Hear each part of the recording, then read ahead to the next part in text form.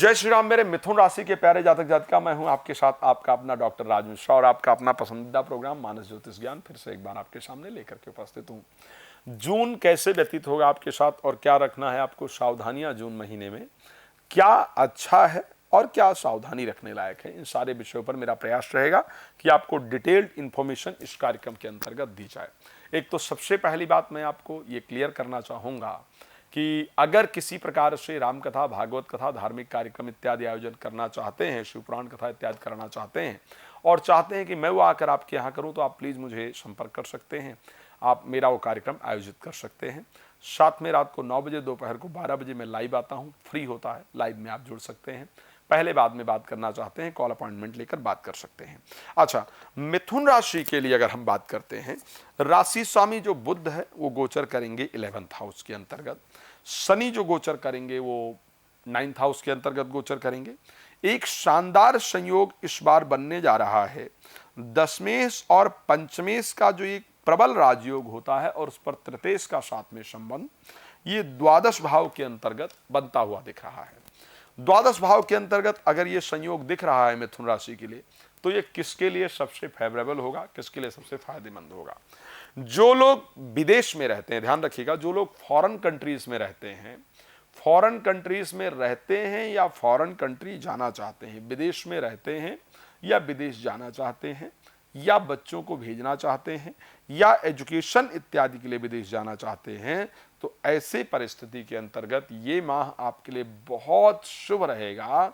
इस माह में किए गए प्रयास निश्चित रूप से आपको बहुत अच्छी सफलता प्रदान करने वाले होंगे। अब क्या हो रहा है इस अगर देखा जाए, एक तो सबसे पहले एक चीज ध्यान रखिएगा, आपके राशि स्वामी जो बुध हैं वो 3 तारीख को अस्त होने जा रहे हैं। जब राशि स्वामी हमारा अस्त होता है तो कोई भी कार्य करने के लिए हमको एक्स्ट्रा एफर्ट की जरूरत होती है। जितना आप मेहनत पहले करते हैं या करती हैं, उससे एक्स्ट्रा मेहनत करने की आवश्यकता देखने को मिलती है। एक्स्ट्रा मेहनत करेंगे तो ही रिजल्ट आएगा। राशि स्वामी अस्त होने पर हमारा जो बुद्धि का जो काम करने का तरीका है, जितनी मेरी कैपेबिलिटी है, जितनी मेरी नॉलेज है, उसके अनुसार बुद्धि काम नहीं करती है, उससे बुद्धि कम काम करती है। तो हमको बहुत सावधानी से कोई डिसीजन लेने की आवश्यकता ऐसे कंडीशन के अंतर्गत रहती है। इस समय पर हम क्या करें ताकि हमारी बुद्धि की तीव्रता बनी रहे बुध के अस्त होने पर भी? एक तो गायत्री का जप, गौ की सेवा, 2 चीजें अगर करते रहेंगे तो बुध के अस्त होने का इंपैक्ट आपके जीवन के अंदर नहीं पड़ेगा। अब 12 तारीख को शुक्र आपकी राशि में आ जाएंगे जो कि पंचमेश हैं, ये आपके लिए बहुत शुभ संयोग होगा। 14 तारीख को सूर्य भी आपकी राशि के अंतर्गत पहुंच जाएंगे और 14 ही तारीख को बुध भी आपकी राशि के अंतर्गत पहुंच जाएंगे। तो 14 तारीख तक का जो समय होगा वहां तक विशेष सावधानी की आवश्यकता है। इस समय पर जो भी रिलेटेड टू फॉरेन मामले हैं हमारे, चाहे विदेश जाने को लेकर के पेपर सबमिट करना है, चाहे विदेश जाने को लेकर कोई कार्य करना है, उन सभी कार्यों को 14 तारीख तक हमको निश्चित रूप से एक अच्छा प्रयास करना चाहिए। 14 तारीख तक उसके लिए हमें कोशिश करके और ठीक करने का प्रयास करना चाहिए। लेकिन 14 तारीख के बाद जब बुध का परिवर्तन हो जाएगा, उसके बाद जीवन में एक बहुत बड़ा परिवर्तन, एक बहुत बड़ी अच्छी परिस्थिति आपके लिए उत्पन्न होगी। 14 तारीख के बाद की जो कंडीशन आपकी राशि के लिए है वो बहुत अच्छी रहने वाली है। शुक्र का परिवर्तन आपकी राशि के अंतर्गत पंचमेश का परिवर्तन होगा।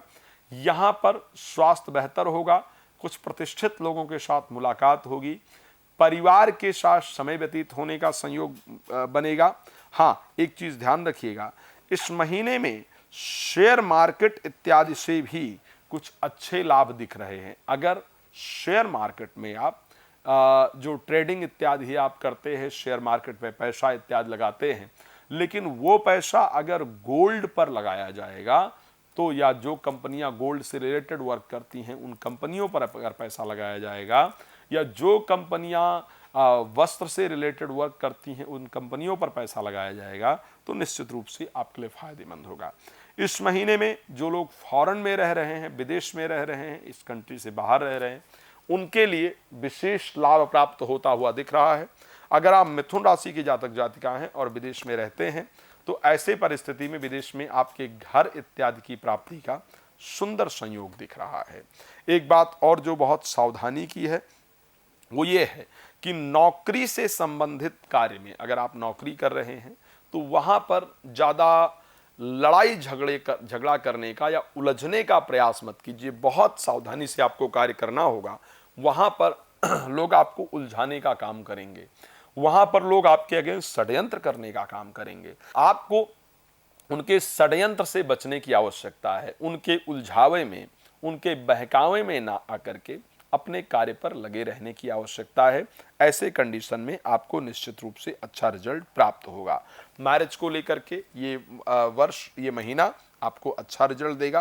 प्रोफेशनल लाइफ के अंदर भी उन्नति निश्चित रूप से होगी। प्रेमी प्रेमिका के साथ अच्छे संबंध, अच्छे रिलेशन और उसके साथ उनको मैरिज में कन्वर्ट करने का जो प्रयास किया जाएगा वो निश्चित रूप से सफल होगा। ध्यान रखिएगा, तारीख 7, तारीख 12 और तारीख 21 और तारीख 24 को आप अपने लाइफ से रिलेटेड बहुत इंपॉर्टेंट डिसीजन लेने वाले हैं। ये डिसीजन होगा आपके प्रोफेशनल लाइफ से रिलेटेड, ये डिसीजन होगा आपकी मैरिड लाइफ से रिलेटेड, ये डिसीजन होगा आपके प्रेम संबंध से रिलेटेड। बट इस दिन लिए गए डिसीजन निश्चित रूप से आपके लिए बहुत सफल होंगे। तो इस महीने खास करके ध्यान क्या रखना है, एक तो अपने प्रोफेशनल लाइफ को लेकर के बहुत ध्यान रखने की आवश्यकता है, इसको ध्यान रखिएगा। दूसरा, कोई भी इंपॉर्टेंट डिसीजन ले रहे हैं तो थोड़ा सावधानी के साथ लीजिएगा। भगवान कृपा करेंगे बेहतर होगा। मैं रात को 9 बजे, दोपहर को 12 बजे लाइव आता हूं। आप मेरे साथ लाइव जुड़ करके अपने बारे में फ्री ऑफ कॉस्ट सब कुछ जान सकते हैं। साथ में अगर आप मुझसे कॉल अपॉइंटमेंट लेकर के ब्रीफली बात करना चाहते हैं, बिल्कुल डिटेल बात करना चाहते हैं और चाहते हैं जो बातें हो वो या तो मैं जानूं या आप जानें, तो कॉल अपॉइंटमेंट लीजिए और मेरे साथ कनेक्ट होइए और बात कीजिए, अपने बारे में सारी जानकारी प्राप्त कीजिए। साथ में जो भी रेमेडी इत्यादि आपको प्राप्त करना है वो प्राप्त कीजिए। साथ में भागवत कथा, राम कथा, शिवपुराण कथा इत्यादि का आयोजन चाहते हैं तो भी अपने क्षेत्र में करा करके लाभ प्राप्त कर सकते हैं। भगवान आपको बहुत प्रसन्न रखें। इन्हीं शुभकामना के साथ जय श्री राम। बहुत धन्यवाद।